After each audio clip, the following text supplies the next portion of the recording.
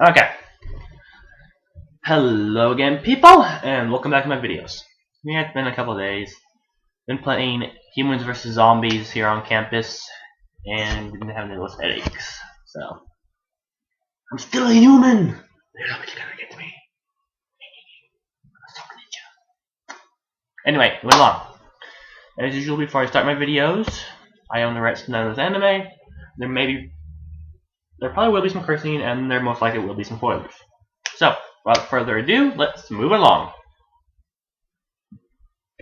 So, the anime I'll be reviewing for this video will be Parasyte, the Maxim, or Kiseiju, Sei no Kakuritsu.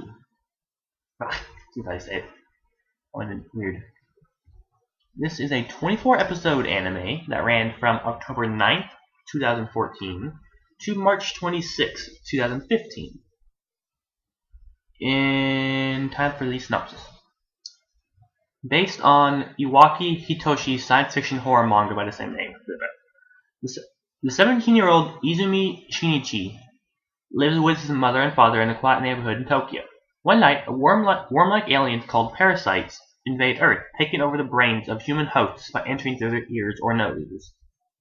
One parasite attempts to crawl into Shinichi's ear while he sleeps, but fails since he's wearing headphones, and enters his body by burrowing into his arm instead, taking over his right hand and is named Miggy. Because Shinichi was able to prevent Miggy from traveling any further up into his brain, both beings retain their separate intellect and personality. As the duo encounter other parasites, they capitalize on their strange situation and gradually form a strong bond, working together to survive. This gives them an edge in battling other parasites, who frequently attack the pair upon realizing that Shinichi's human brain is still intact. Shinichi feels compelled to fight other parasites, who devour humans as food, while enlisting Miggy's help. Now that is a pretty good rundown of the show. I mean, it gives the basis, it gives us kind of a mini plot what's going on, and it moves on. It doesn't reveal the whole show. The truth be told, it's more of a dilemma moral anime. It's more of an anime about morals than anything else. So there's not really much of a plot, but it doesn't particularly need one. I mean, it kind of has like little mini subplots, like okay, we gotta go get this person, we gotta go run with this person. But it's more of a morals anime. Because like humans, food, human food, the rest of the planet, it's definitely morals. Need to shut up now. Anyway, moving along.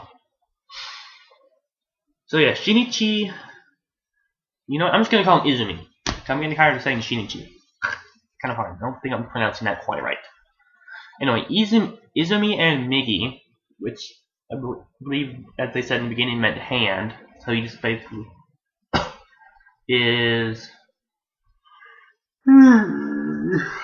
are an unlikely pair. And then they meet one guy later on who kind of features for a couple episodes, and he's kind of thrown to the background. But yeah, these two form an alliance, and these parasites are going around eating people, eating people and stuff like that. So they're kind of becoming a little known without parasites.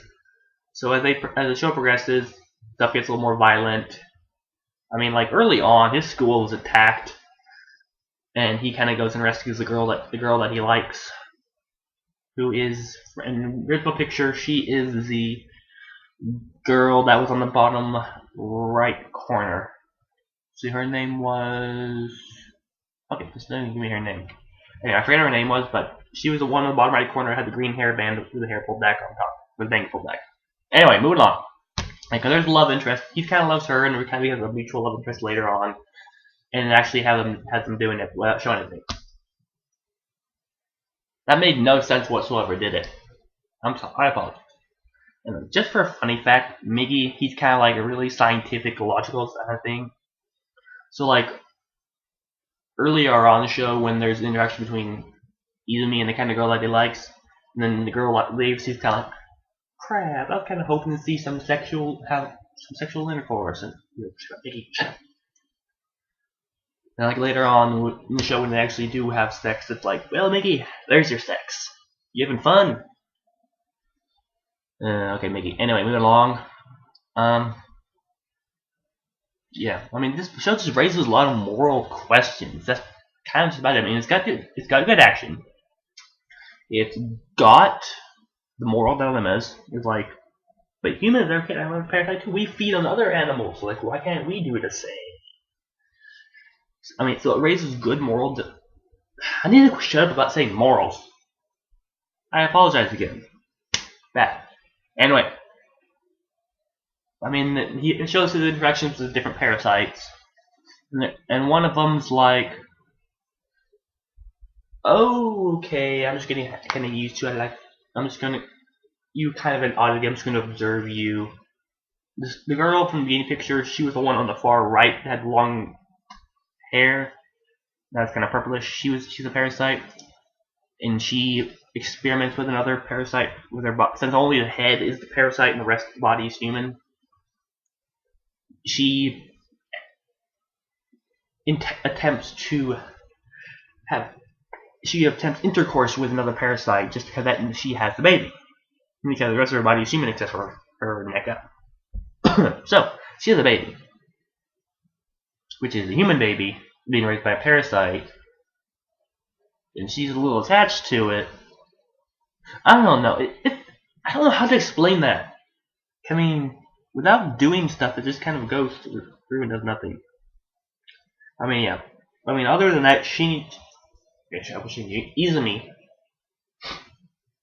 he is kind of more or less like a regular human except for his arm, until his mother is killed by a parasite, and then she comes home and she stabs him through his heart. So Mickey's like, oh fuck, I'm gonna die too. I need to heal him, so I'm gonna put some of my components in his bloodstream and stuff like that. So he comes out of this with some parasite features, will make it gets a little more human. So Izumi, he has a lot more stamina. He pretty much becomes like a bit of a superhuman, kind of. Though not superpowers. He's just got greater strength, greater agility, greater jumping abilities, that kind of thing. I mean, he doesn't become like superpowers, but it's more like he just becomes like maybe 10 times better than he was, I think. I'm doing a horrible job explaining this. I mean, there are some I mean, it's not a happy anime, but it's not a completely sad one either. It's the middle line. It's kind of got funny parts, but it's also kind of got parts like it's a serious anime. Is what it is. There we go. It's serious anime.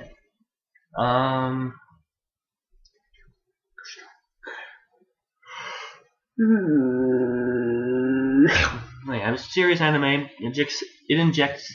So it runs the middle ground between injecting some happiness and injecting some sadness. So I mean, his mother dies. I mean, they kill off a lot. They kill a lot of people. And they're like there's also this other one girl who you meet early on. She kind of has the ability. She's only a human that has the ability to like kind of sense parasites, sort of, which only other parasites can do. But she is the only human that we know of who can kind of sense them. Which sadly enough leads to her fucking downfall, because she becomes attached to Izumi, and she's like, oh my god, I like you. So she goes off trying to find him one night. When they agreed to meet up, and she's like, oh, I feel something. It must be him. So she runs to go find that person. It wasn't him. And guess what? And with this type of show, you gotta know what happens. He's gonna arrive just in time to see her stabbed to get killed. So he kills the other parasite, and she dies of his arms. Bullshit! It's like, why did you have to kill her off? Why? Oh, because she was a good character. She was kind of she's like, oh, she's on the verge of finding out about Biggie. Come on, Biggie! It's like, Because really nobody else other than Parasyte find out about Miggy. Like, even I was wanting his love interest to find out about Miggy at the end. It's like, Miggy, come on, Miggy. Give me Miggy. He's like, oh yeah, they got those hands. Like, so meet Miggy. Miggy, meet so-and-so. That would have been an interesting meeting. And then just the ending was kind of weird. Because, I mean, the ending... I mean, there was no, like, closure. It was more like, okay, we killed this one big bad guy. So, Shinichi's like, Shinichi, Izumi! I'm going to kind of, like, go into a sleep mode. I don't know if I'll ever wake up again, but I'm just sleeping. And okay, so he goes to sleep, and Respite's like, okay, yeah, the killings have died down. They're more blending in, kind of be more like this, since they realize they need us. So it's like, okay, so everything just pretty much quiets down. Everything's still there, but everything's just dropped to like very low levels. So basically, I don't know what the end of the show was supposed to be. I don't know. I mean, I rate this about an 8. I mean, it is good. I mean, the Parasyte idea was neat. The ending could have used some work, in my opinion. They could have done a few more things, but I mean, all in all, it is a good, solid show. It may get an 8.5, but I'm saying an 8.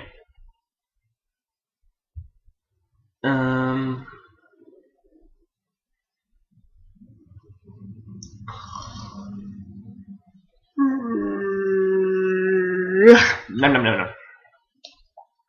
But yeah, an 8. The ending it definitely used some work. It did good without the plot, a overall major plot. So I just kind of wish they had definitely more of a finisher. But anyway, it's a good show by and by, and I do recommend it. I mean, it is one that I would definitely watch again. Just not really right now. I mean, I'm watching so much other stuff. Anyway, so yeah, 8 stars. And that'll be it for this review. So, for my next review, I'll be doing another oldie. This one will be Ruin Explorers. And that's a nice little find I found, which I wish had a lot more to it. So, without further ado, I shall see you in the next video. Sayonara.